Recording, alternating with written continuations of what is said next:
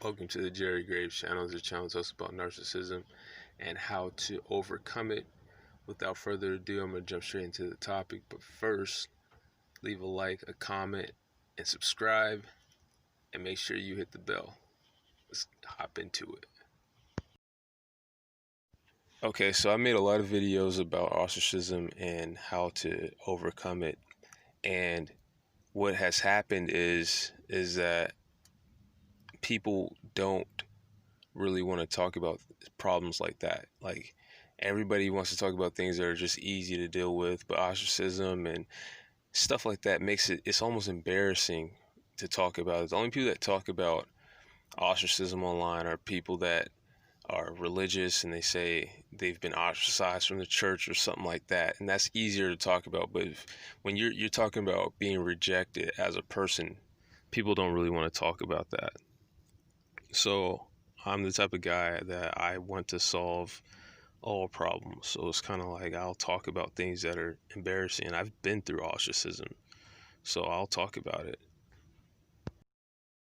This isn't going to be a full breakdown of how ostracism works. Like, you have to look at my other videos to get more of a thorough breakdown, but there's just going to be one piece of it. Now, there are secrets to countering ostracizers that are more important than the one I'm talking about right now, but this is a pretty important secret. And to be clear, I wanted to say that this isn't for people who are um, being ostracized from their church or stuff like that. We're talking about people that are being ostracized and socially rejected just for how they look or and things of that nature. Now, one thing to remember is that when you're being ostracized by an ostracizer, you got to keep that in mind. These are people that are doing this, and they're doing it on purpose. It's not something that's just happening. You're not just some loser. They're deliberately trying to be seen rejecting you. It's not just they're just repulsed by you and they just do it. There's deliberate steps. There's people that are deliberately calling the names of the people that you're talking to and inviting them over where they are, or inviting them out and leaving you out on purpose. It's all of this stuff. Some of this stuff can seem like it's not done on purpose, and you can lose track of who's actually the main drivers behind the ostracism if you're not careful, because it's a very slick thing to do. Also, it's something that many people can pick up very quickly and change, and a lot of people are low quality. So what ends up happening is they do the wrong thing knowing that they shouldn't do it a lot at a high rate. So it can be confusing as who's doing what, because it spreads so fast. So anyway, you have to keep track of stuff like this. And one trick that I've noticed that ostracizers use is that they call the names of the people over and over again. They'll say, even if they have nothing important to say or nothing entertaining, or there's just nothing that they have to say, but you'll oftentimes hear them, just calling that person's name or calling out people's names, especially if it's somebody that you talk to or somebody that you can potentially talk to. They're always calling their name out, Brandy, Brandy, Brandy, and they might even say it in a kiddish way like that, like but and just the excitement, it's almost like a dog, coming up and wagging their tail and sniffing you. They want that type of a reaction, just a happy, energetic expression. And I'm excited to see you. But even if they're not even talking about just seeing you just now, they'll do it even if they've been around you all day. And the thing is it goes back to politics. Like, people like the sound of their own name, and it's a very heavy thing to do in a situation of ostracism. to say somebody's name, and people miss this. That people don't even realize how important it is to say the names of the people around you. And it's something that Bill Clinton used to do. Like you hear stories about politicians like Bill Clinton who remembers everybody's name, everybody who he talks to. There's a reason why they do that, you know. And it's actually it's a big deal. It's a high leverage thing to do. Just remembering people's names and saying their names. Now, I'm talking about while it's still being established that you're the ostracized person, while it's not completely firm.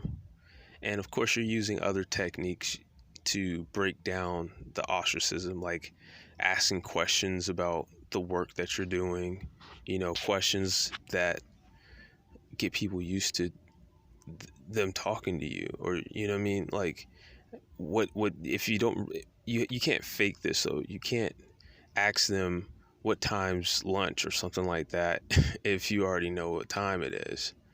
It's got to be something that's a legitimate question that should be asked. And stuff like that, little small things like that can actually change the momentum. Just ask questions, and you don't try to force your way through, and force a long conversation. Don't make statements, just ask questions here and there, and people will start to talk to you just out of habit. But of course, there's a way to do this, and there's a way to overdo it and mess it up as well. So it's always going to be an array of techniques that you use. So when you're kind of working that, and then you remember people's names, and you do the same thing that the ostracizers do. If say their name a lot, and people will it'll be harder for people to get turned against you. It doesn't really make sense, but it goes a long way. It goes a long way. It's like it's just a high leverage thing to do. For some reason, saying people's names is like a big deal. Now, you got to pick the right people. You got to pick people that are neutral. You don't want to be you're not going to change the ostracizer by saying their name. You're not going to change the ostracizer's best friend by saying their name. But people that are more neutral in the environment, like, you can get a lot done. And like I said, starting out in a certain situation, if people are trying to do it to you, like ostracizers, they have big moments where they intentionally distract the attention away from you at key moments.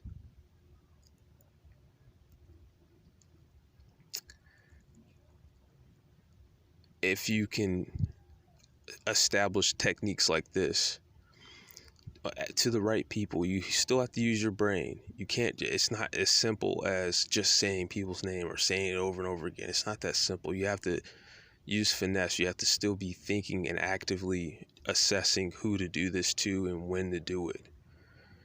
So it's a simple technique, but it can be complex. I don't want to make it sound too easy, like, oh, you just got to say people's names or just remember names and you're out of ostracism. It doesn't work like that.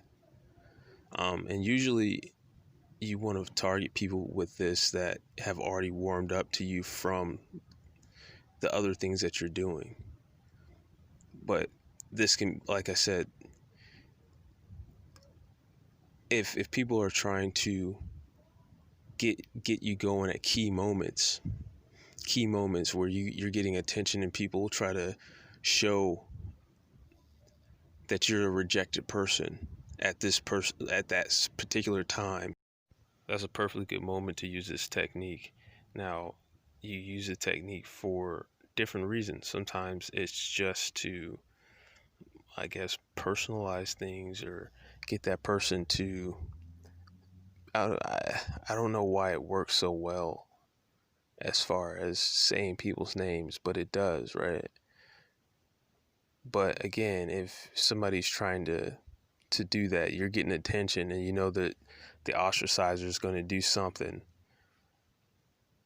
calling somebody's name before the ostracizer does it will direct the attention of everybody there. And you could say it playfully or something like that, a quick, uh, Jared, right? But you say it like a dog would, you know what I'm saying? If a dog could talk, oh, super happy. And this distracts people and makes Jared feel good.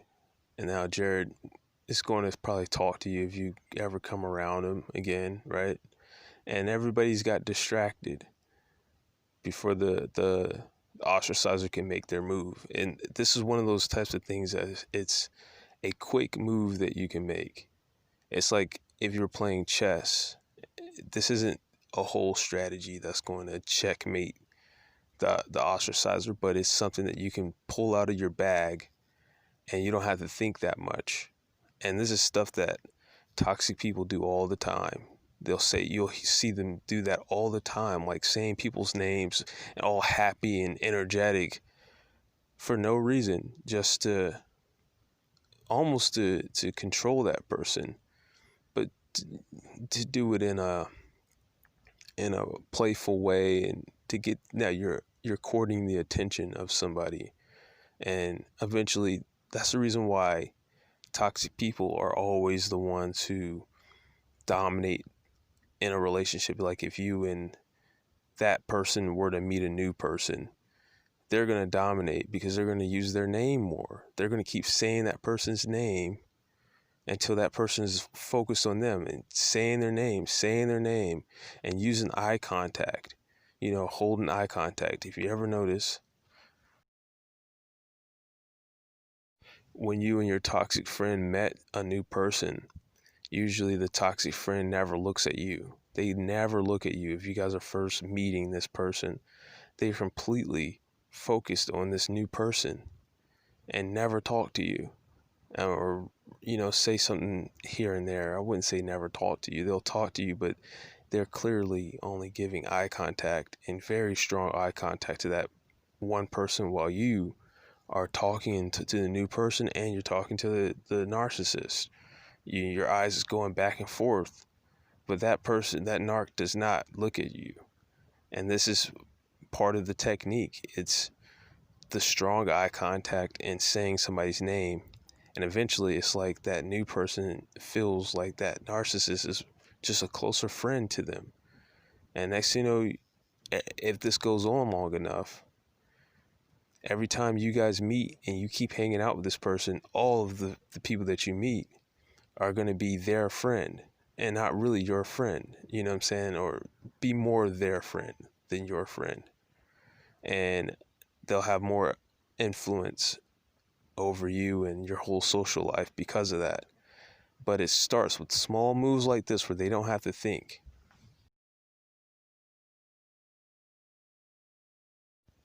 Names, eye contact. Remember names and practice your eye contact. Like, there's a very good clip on YouTube of Bill Clinton. You can just type in Bill Clinton and eye contact. And you can see he really, he pierces people with his eye contact. You want to be a politician. If they want to attack you on a political level, on all levels, you're trying to master and fortify any of your weak points. It's like you're a chess player. A chess player, the best chess players are positional players. And what a positional player does is that at any given moment when it's his turn, he looks over the board, he makes sure he understands what's going on the board for his opponent's side, but he's more focused on his own side. And what does he look at? He's looking for the weakest piece that he has. What piece is my weakest piece? And all he cares about is moving it to a stronger square so that it can have more influence on the board. If I improve my strongest piece, I can win the game. And that is why they call me Jerry Graves.